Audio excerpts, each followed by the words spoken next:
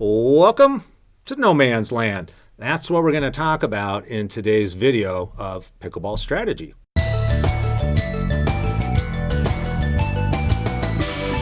Hey everybody, I want to welcome you to the dungeon, aka No Man's Land. My name's Ryan Perry. I'm a struggling 3-0 pickleball player. I'm here with Gary Heinlein, who's not only a coach, but he is a 4.0 rated player on Duper. So welcome and thank you for joining me today. Glad to be here today. Yeah, welcome to No Man's Land. Can you tell me a little bit about, from a pickleball point of view, what is No Man's Land in the first place?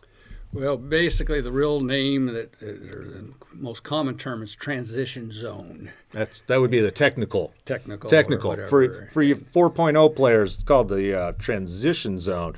For other people, we might call it no man's land. It's called no man's land. It's the place you don't want to be, essentially, right? Yeah. So again, what is that no man's land? It's the area from the baseline, which is the back line of the court, to the kitchen line. It's that area there. It's the biggest part of the court. Right. And we don't want to play there. No, you don't want to play there because that's the hardest place to play, because you're back at the kitchen line. It gives you plenty of time to see things and see the ball coming on. You hit it back and all. Kitchen line is the attack line area where you can attack, and that's where you want to be in pickleball.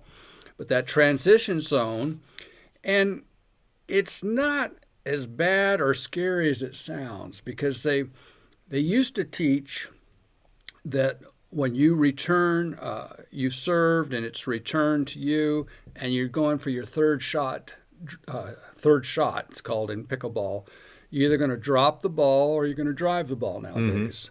Okay? And they used to teach where, you drop the ball and get to that kitchen line as fast as you can. Right. Okay? Which is the key, what you want to do. And so you return a serve, and we talked about this in a video, get a little off so you can get as close to that kitchen line. But if you don't make it all the way, you're going to get stuck in no man's land, but you stop and you get ready, because if you've hit it over, a good player is going to hit it back, usually hard, at your feet. And that's a harder ball to handle. All right.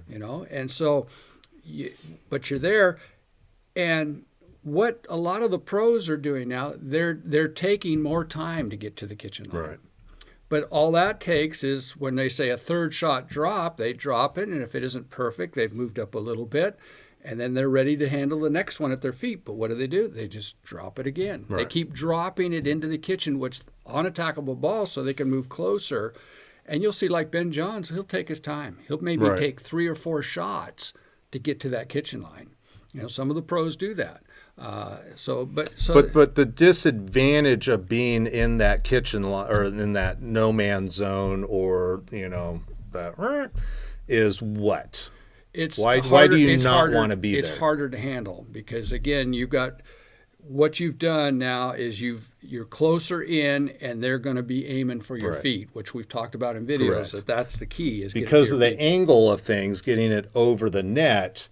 You've given them essentially a bigger bullet, or not, I was going to say bullseye essentially, but you've got more room to work with because you're so far away from the net. You've essentially given them a higher percentage of winning the point, because they can place the ball wherever, and ideally it's going to be at the feet, which, as you talked about in an earlier video, that's the hardest shot to get back. And the reason why it's taught in recreational play, and coaches will teach us, get to the kitchen line as fast as you can, because the hardest shot to hit in pickleball is a drop shot. Right. It just takes practice and practice and practice just to drop it perfectly into the kitchen.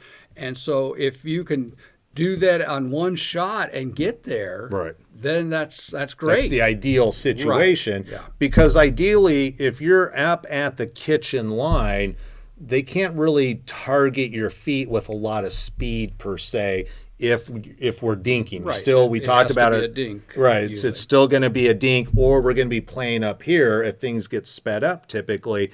But it really takes away that low foot shot with speed. But if you're kind of back in that no man's zone area, I can swat the ball, or I can hit it harder at your feet, which is going to give you less time to react and because we're targeting the feet, and we talked about this earlier, if I'm targeting your feet, there's only one way you can hit the ball, and that's up. Right. And Exactly. so it's more likely then that you're going to pop the ball up, where you're essentially just feeding balls. It's like Right. practice for the opponents at that point. And that's the danger of it being in no man's land, is you have more opportunity to pop a ball or get a ball high that they can then just put it away. Right. If you're dropping the ball and you're starting to come in and you're only halfway in no man's land, okay, they'll take a ball below the net and roll it over the net back to your feet. It may not be real hard, but it's still back to your feet, and that's harder to handle because you have to hit up, and anytime you hit up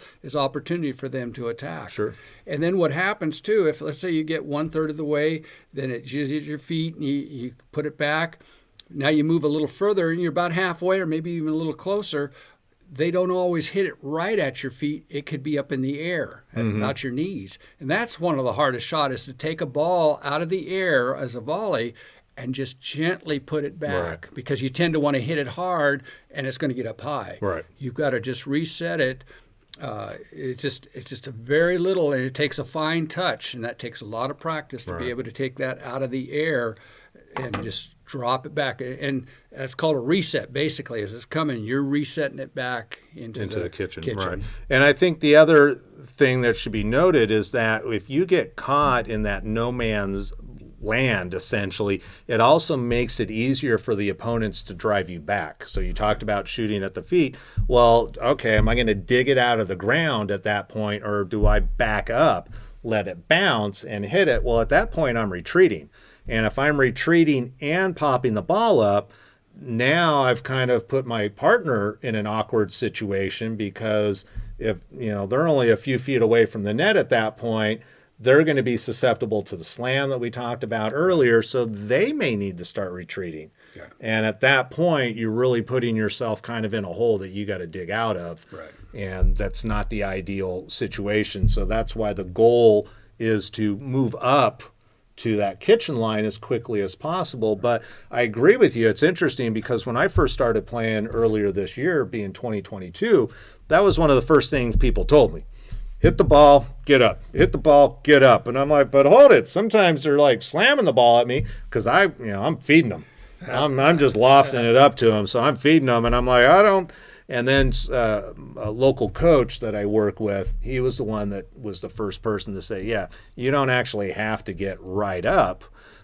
You need to take a look at your shot. And I think it's also important for your partner to understand that, because your partner might want to race up with you. And that was kind of confusing for me playing doubles. It's like, well, hold it. Do I go up? My partner's staying back. What do I do?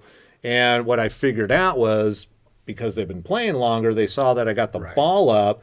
They knew they needed to play defensively and play back. That's a very important key. Yeah, I was just going to say, and so it's really important as a partnership for you to advance, which means you need to keep an eye on the ball, because if you do get that nice lob or that drop into the kitchen, that reset, then okay, I need to advance. Right. I got it up a little bit high. I may not want to advance, or I'm only going to take maybe a step or two, and that's it.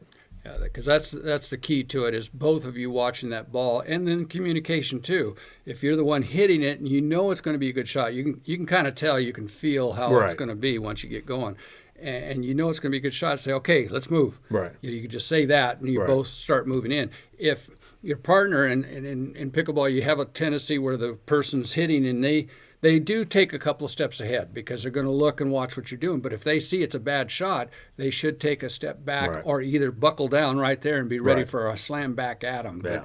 But that watching the ball and judging. And so instead of heading into the no man's land, if it isn't a good drop shot, it isn't going to advance you, just stay where you're at. It's better to be back, gives you more time to reset and get the next shot and work your way up, than to get out in the middle and give the opponent more of an advantage. Right. Yeah, I know for me, what I've learned to do is I'll let people know it's high.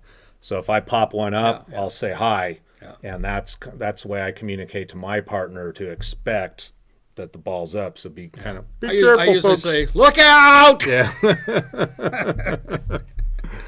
All right, everybody, that is it for No Man's Land. If you have any questions, comments, thoughts, feelings, or anything at all, feel free to leave those below. We're always interested in hearing what you have to say. Thank you, DT Footwear, for sponsoring this video and the footwear that both Gary and I wear.